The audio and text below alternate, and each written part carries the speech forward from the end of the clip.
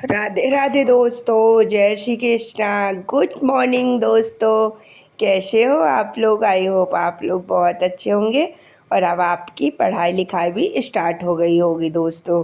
तो आज मैंने बहुत दिन बाद स्टडी ब्लॉग बनाना स्टार्ट किया है दोस्तों, क्योंकि 1 वीक हो गया मतलब का मैंने कोई भी पढ़ाई नहीं की, इसलिए 1 वीक से मेरा स्टडी ब्लॉग भी नहीं आया था दोस्तों। और मैं आज आपको तो पता है जैसे पिछले ब्लॉग में कि मैं अयोध्या जी गई थी, वहाँ से मैं आ गई थी दोस्तों। तो मुझे जुकाम भी हो गई है, आपको मेरी आवाज़ से पता ही चल रहा होगा। तो थोड़ी थोड़ी आप लोग मेरी मतलब वॉइस को इग्नोर करिएगा और जो बातें बताऊंगी उनमें ध्यान दीजिएगा दोस्तों। तो आज मैं बहुत दिन बाद मतलब 17 को मेरा एनटीपीसी का एग्ज़ाम था, उसके बाद आज मैं लाइब्रेरी गई दोस्तों 1 हफ्ते बाद।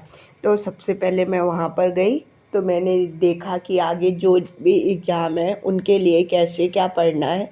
सारी पहले उन सब के लिए मतलब टाइम टेबल एक फिक्स किया और क्या कैसे चीज़ें मैनेज करनी है, एग्ज़ाम कब तक होगा, ये सारी चीज़ें। और एक बात और मैं बता दूं, एनटीपीसी का एग्ज़ाम अगर 29 जून से जो मतलब बता रहे थे तो 29 जून से तो नहीं होगा, क्योंकि अगर 29 जून से आना होता मतलब एग्ज़ाम होना होता तो 10 दिन पहले तो एडमिट कार्ड आ ही जाते दोस्तों। इसीलिए 29 जून से तो नहीं होगा। देखिए जुलाई में एग्ज़ाम हो सकता है शायद, अभी कुछ कंफर्म नहीं है। जैसे जो इन्फॉर्मेशन मुझे मिलेगी वो मैं आप लोग के तक भी शेयर करूँगी दोस्तों।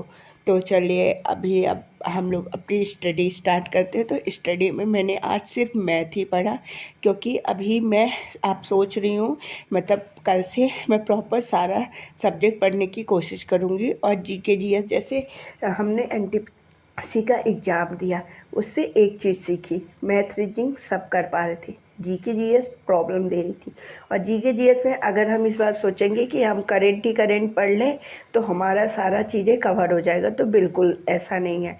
क्योंकि जो बच्चे करेंट भी पढ़ के गए तो वो भी सारी चीज़ें कवर नहीं कर पाए, क्योंकि करेंट कहाँ से पूछ देगा वो हमें नहीं पता है।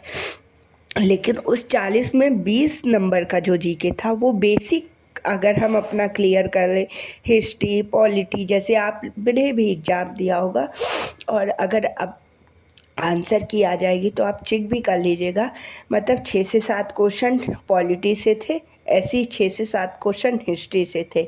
मतलब नहीं भी तो 15 से 20 नंबर के ये बेसिक सब्जेक्ट से थी, जैसे हिस्ट्री हो गई, पॉलिटी हो गई, जियोग्राफी हो गई, इकोनॉमिक्स हो गए। तो हमें अपनी बेसिक सब्जेक्ट को अच्छे से मजबूत कर लेना है दोस्तों।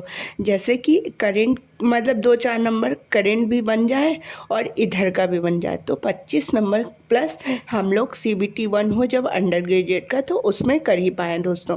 क्योंकि जैसा इसमें जीएस का लेवल रहा है हाई, तो उसमें भी जीएस का लेवल हाई ही रहेगा दोस्तों।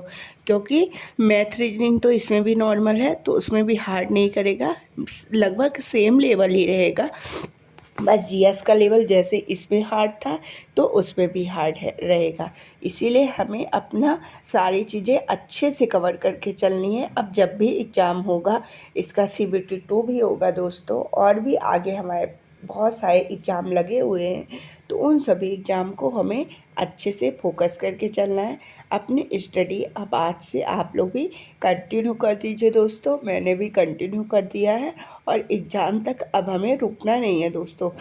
अब हमें डेली एक देखो, कुछ तो टाइम मैनेज करने में प्रॉब्लम आती है, इसीलिए मैं इस बार अभी से बोल रही हूँ। और मैं भी अब डेली एक एक दिन एक प्रैक्टिस सेट लीजिए, एक दिन एक मॉक टेस्ट लीजिए। और जब एनटीपीसी की मतलब आंसर की आ जाएगी ना, तो जितने भी शिफ्ट वाइज पेपर हुए हैं ना, उन्हीं को आप मॉक टेस्ट के रूप में डेली एक पेपर प्रैक्टिस करिए, उससे आपका बहुत अच्छा लेवल हो जाए। उन प्रैक्टिस सेट को आप जब लगाएंगे दोस्तों, मतलब जो एनटीपीसी का एग्ज़ाम का प्रैक्टिस सेट रहेगा, उससे हमें ये भी चीज़ें पता चलेंगी कि वो डायरेक्ट एग्ज़ाम के क्वेश्चन रहेंगे तो किस किस टाइप के क्वेश्चन शिफ्ट वाइज पूछा गया है, कहाँ कहाँ से क्वेश्चन बन रहे हैं, हिस्ट्री पॉलिटी जियोग्राफी इकोनॉमिक्स किस किस सब्जेक्ट से का ज़्यादा वेटेज है। जब हम सभी पेपर लगा लेंगे ना एक बार, तो हमारा बहुत अच्छा मतलब तगड़े ही मैथ रीजनिंग भी हो जाएगी प्रैक्टिस अच्छे से, जैसे एग्ज़ाम लेवल में जैसे एग्ज़ाम में पूछता है। क्योंकि ये तो ग्रेजुएट लेवल का पेपर हुआ था, अंडर ग्रेजुएट लेवल का मतलब इसी के लगभग रहेगा, बल्कि मैथ्स रीजनिंग थोड़ा नॉर्मल ही आ सकती है दोस्तों। तो इसीलिए हमें जहाँ आंसर किया है तो वैसे ही हमें डेली एक प्रैक्टिस स्टार्ट कर देनी है। शिफ्ट वाइज सभी पेपर हमें सॉल्व करने हैं दोस्तों।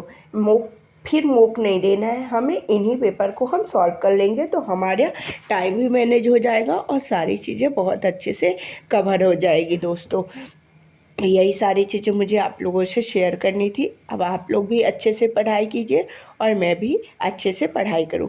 आज ज़्यादा वीडियोस वगैरह नहीं बन पाई थी, अब मैं कल से प्रॉपर सब्जेक्ट वाइज जैसे जो पढ़ना स्टार्ट करूंगी उनकी वीडियोस बनाऊंगी और आप लोगों से भी शेयर करूंगी दोस्तों। और आप लोग भी मेरे साथ अपनी स्टडी को कंटिन्यू करिए। तो राधे राधे दोस्तों, जय श्री कृष्णा, बाय बाय। अब हम मिलते हैं कल।